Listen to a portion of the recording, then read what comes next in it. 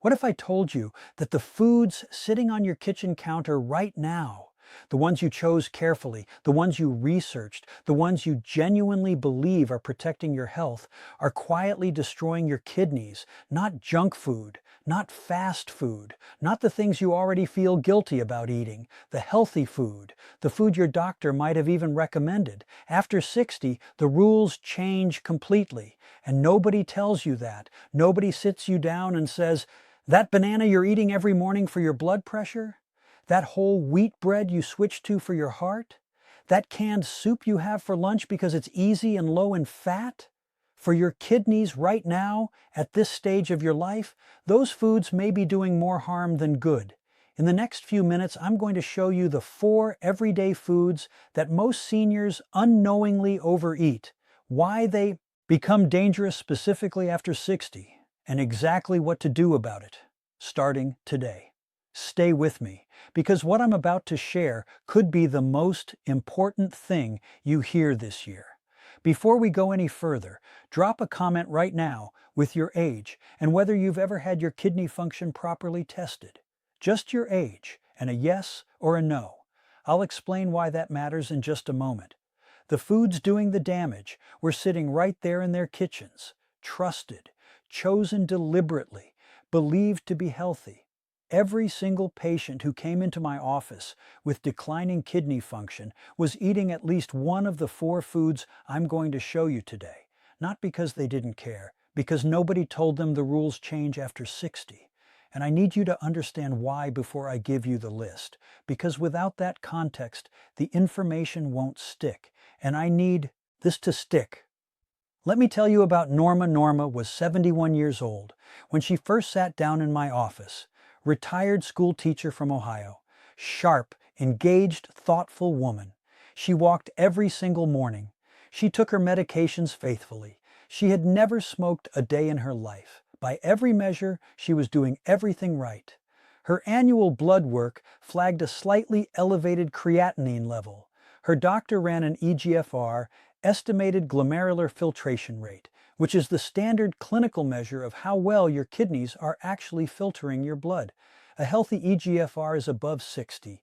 Ruth came back at 52. Her doctor told her to watch her diet and come back in 6 months. So Norma went home and did exactly what a careful, responsible person does. She researched, she made changes, she switched from white bread to whole wheat bread and bran cereal. She added bananas and avocado to her daily routine because everything she read said potassium was good for blood pressure. She started having canned tomato soup for lunch because it was low in fat and easy to prepare. She drank sports drinks on her morning walks to replenish electrolytes. 6 months later, her eGFR had dropped from 52 to 38. In one 6-month period, while actively trying to protect her health, Norma went from stage 3A to stage 3B chronic kidney disease. Her doctor referred her to me immediately. When Norma handed me her food diary, I went through every entry carefully. And here is what I told her. Norma, I said, everything on this list looks responsible. That is exactly the problem. She stared at me. But I researched these foods, she said. For someone with fully functioning kidneys, I explained, most of these choices are perfectly reasonable. But your kidneys are already working at reduced capacity. And when that happens, the rules change completely. Foods that protect your heart in a healthy person become a direct, measurable burden on kidneys that are already struggling. We made specific, targeted changes over the following year. Norma's eGFR stabilized at 41. It didn't reverse. Kidney damage at this stage rarely does, but it stopped progressing. Norma avoided dialysis. She is still cooking her own meals today. Now let me explain what was actually happening inside her kidneys, because this is the part most people never find out until it becomes personally relevant. Here is the first thing you need to know. After the age of 40, kidney function naturally declines at roughly 1% per year. According to the National Kidney Foundation, by the time a person reaches their 70s, they may have already lost 25 to 30% of their kidney filtering capacity, with absolutely zero symptoms.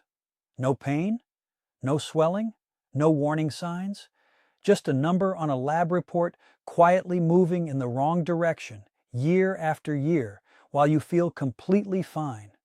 And that decline changes everything about how your body handles the food you eat. Pay close attention to what I'm about to tell you. These are the four mechanisms driving the damage, and understanding them is what makes everything else make sense. The first is phosphorus accumulation. Your kidneys are responsible for removing phosphorus from your blood. As kidney function declines, this process becomes impaired, and phosphorus begins to build up, a condition called hyperphosphatemia, which the Journal of the American Society of Nephrology has directly linked to accelerated kidney deterioration and vascular damage.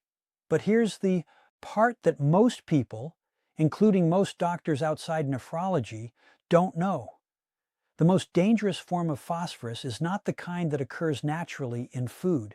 It's inorganic phosphorus, the kind added to processed foods as a preservative and flavor enhancer. Your body absorbs inorganic phosphorus at 90 to nearly 100% efficiency. Compare that to 40 to 60% for natural phosphorus. That is a massive difference, and it does not appear anywhere on a nutrition label. The second mechanism is potassium dysregulation. Healthy kidneys maintain potassium at a precise, safe level in your blood at all times. When kidney function is reduced, excess potassium can no longer be cleared efficiently. It accumulates, and elevated potassium in your bloodstream can trigger dangerous, potentially fatal cardiac arrhythmias. The cruel irony, and I use that phrase deliberately, is that the foods most heavily marketed for cardiovascular health in older adults are among the highest potassium foods you can eat. Bananas, avocados, oranges, genuinely scientifically healthy for people with normal kidney function, documented contributors to dangerously elevated potassium levels in patients with compromised kidneys. The third mechanism is protein overload.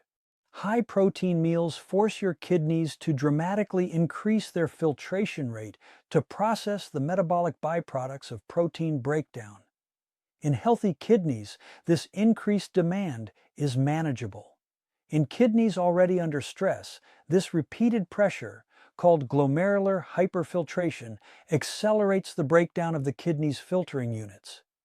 Research in the Clinical Journal of the American Society of Nephrology has established a clear link between high protein intake and faster kidney decline when function is already compromised.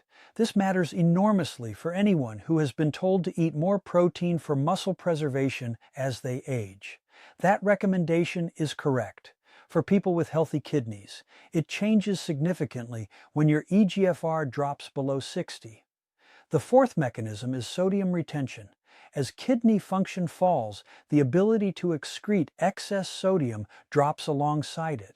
Sodium accumulates, fluid is retained, blood pressure rises, and elevated blood pressure causes further kidney damage. It is a self-reinforcing cycle, and the CDC has consistently identified sodium as one of the primary dietary accelerators of kidney disease progression.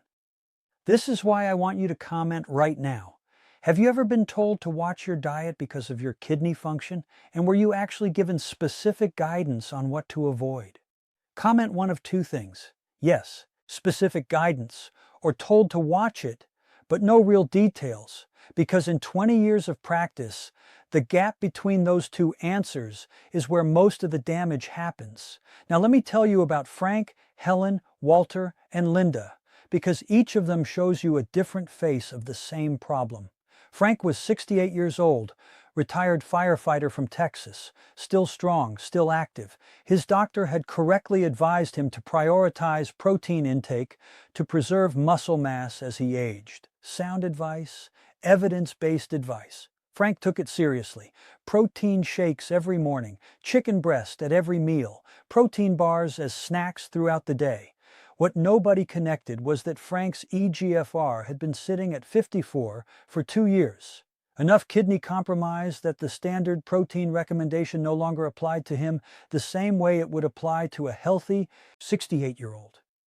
Within 14 months, Frank's eGFR dropped to 41, a full stage of kidney disease progression, while following medically accurate advice that was simply designed for a different patient profile.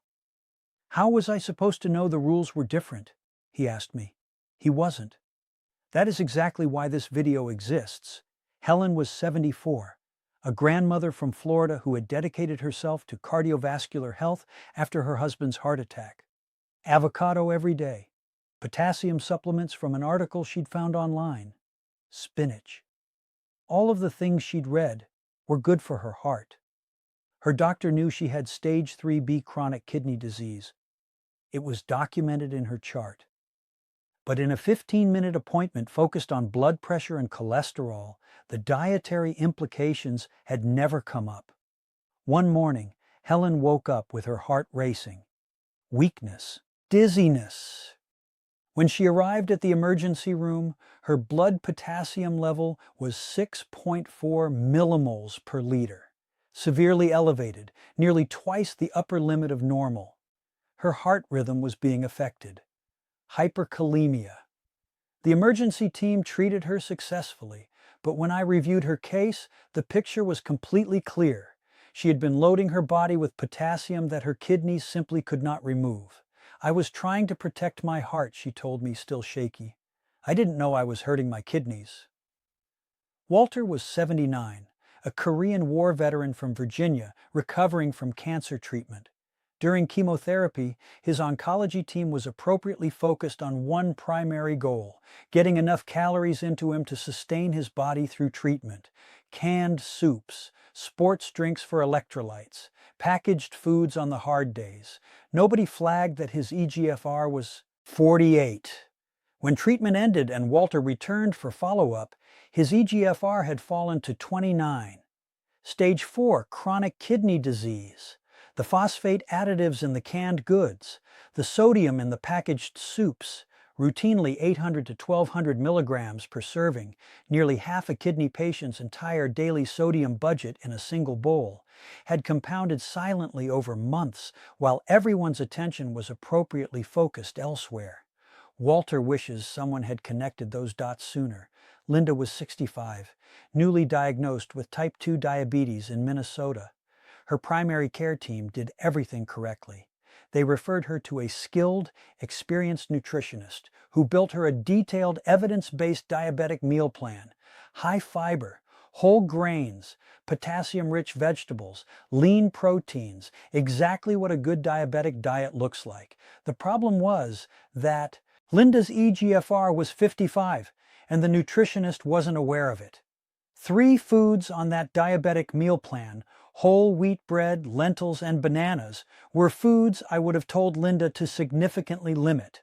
Appropriate for a healthy diabetic, problematic for a diabetic with compromised kidneys. Not bad medicine, just the challenge of managing multiple conditions in a healthcare system where specialists don't always communicate. Now here are the 4 foods. Pay attention. The first is processed and deli meats, deli turkey, ham, salami, hot dogs, packaged sausages, any cured or preserved meat. 2 distinct problems for aging kidneys. First, massive sodium loads. A single 2-ounce serving of deli turkey can carry 500 to 600 milligrams of sodium. Second, inorganic phosphorus additives. Look for any ingredient with the letters PHOS on the label. Sodium, phosphate, disodium phosphate, phosphoric acid. These are inorganic phosphorus, absorbed by your body at nearly 100% efficiency. The National Kidney Foundation has specifically identified phosphate additives as one of the most significant and most overlooked hazards for kidney disease patients.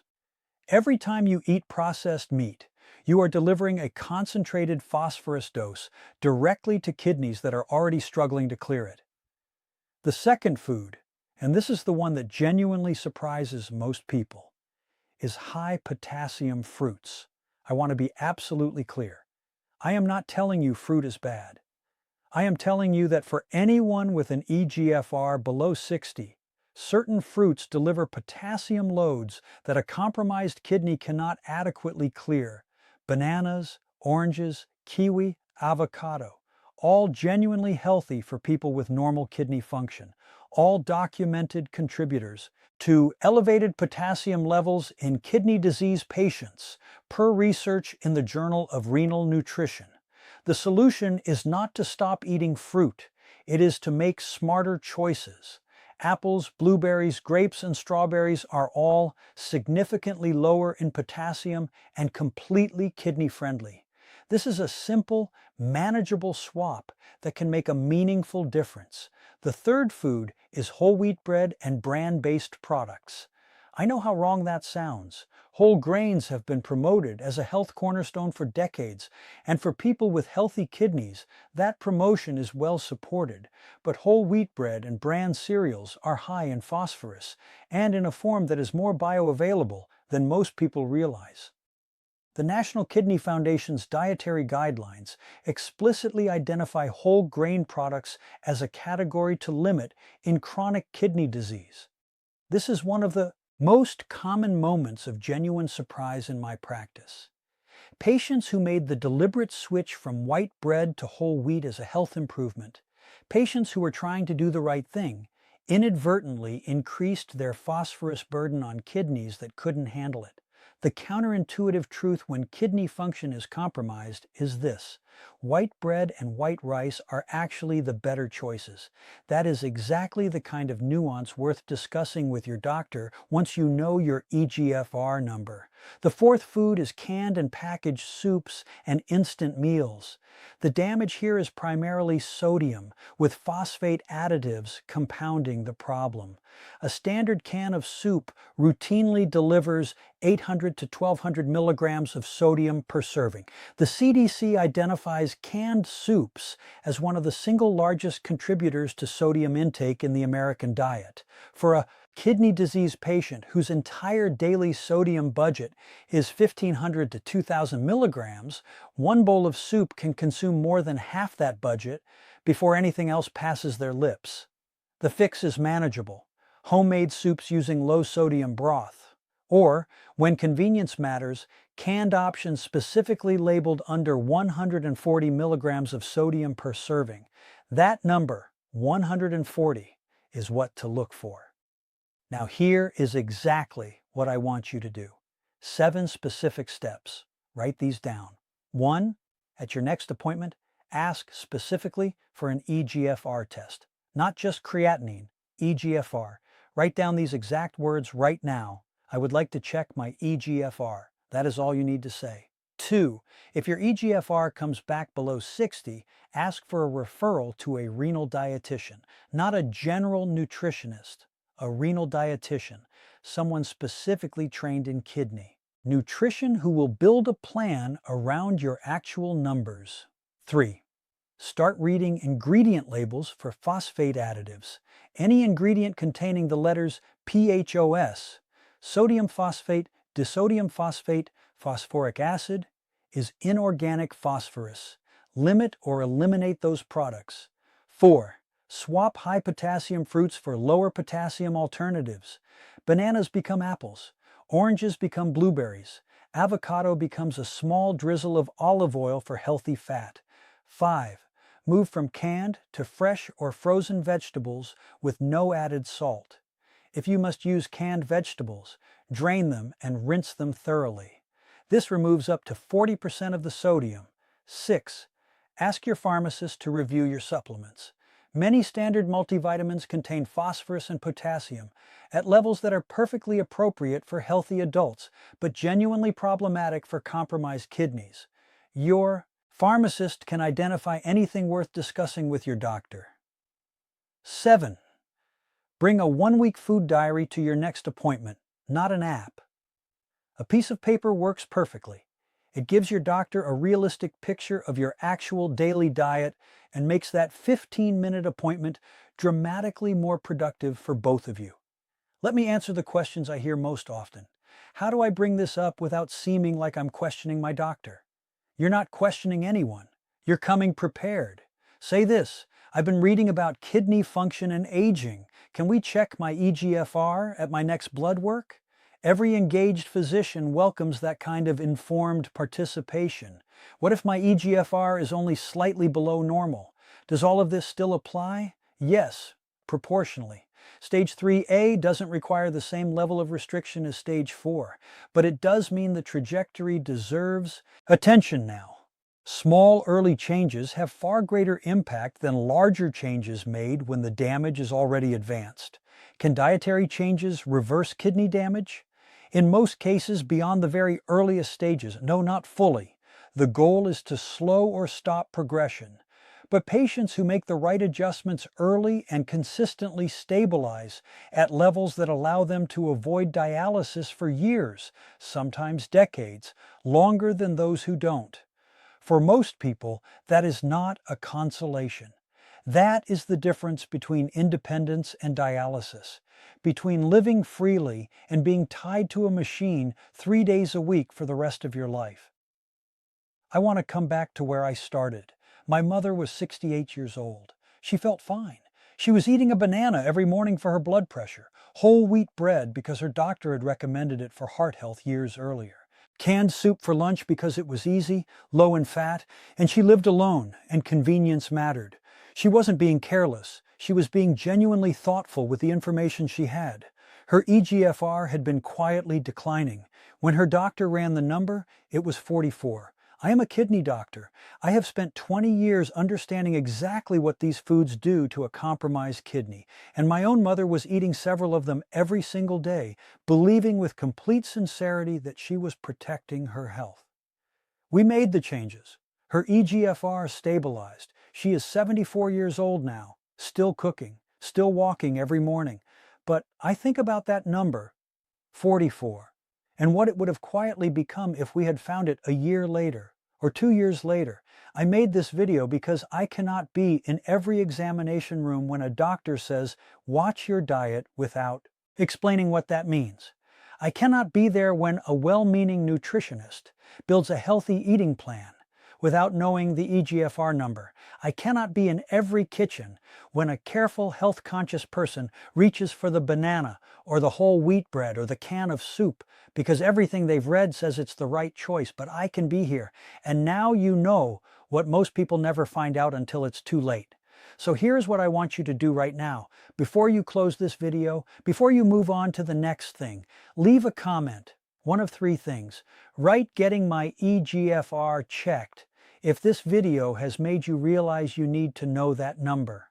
Write "making changes today" if you recognized your own diet in what I described. Or write "sharing with family" if someone you love is over 60 and needs to hear this. Then share this video with that person. Put it in a message. Send it to your sibling, your spouse, your parent, your friend. That share, that one simple action, is an act of genuine care for someone you love. If this gave you something real, something you can actually bring to your next appointment, please subscribe to this channel. This is what I do here, every video. Give you the specific clinical information you deserve to have before you walk into that appointment, not after. You deserve to walk in knowing this. I'm Dr. Alan Mandel. Take care of your kidneys. Take care of the people you love. I'll see you in the next one.